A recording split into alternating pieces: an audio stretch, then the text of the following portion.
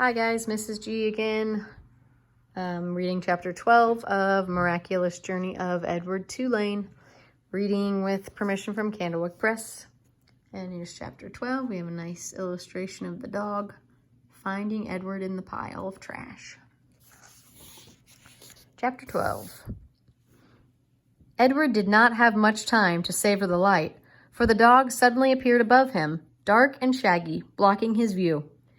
Edward was pulled out of the garbage by his ears, dropped, and then picked up again, this time around the middle, and shaken back and forth with a great deal of ferocity. The little dog growled deep in his throat, and then dropped Edward again and looked him in the eye. Edward stared back. "Hey, get out of here, you dog!" It was Ernest, king of garbages and therefore king of the world. The dog grabbed Edward by his pink dress and took off running. "That's mine! That's mine! All garbages is mine!" Ernest shouted. "You come back here!" But the little dog did not stop. The sun was shining and Edward felt exhilarated.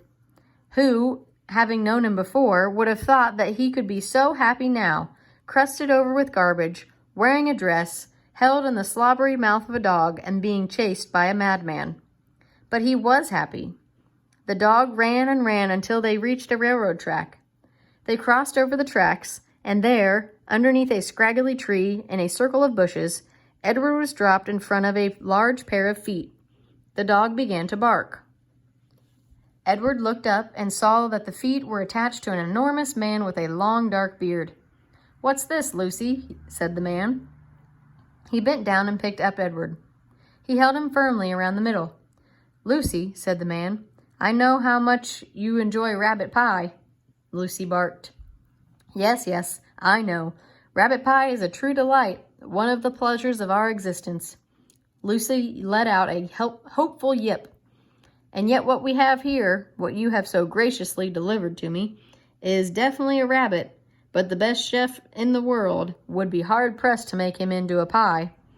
Lucy growled. "This rabbit is made of china, girl." The man held Edward closer to him. They looked each other in the eye.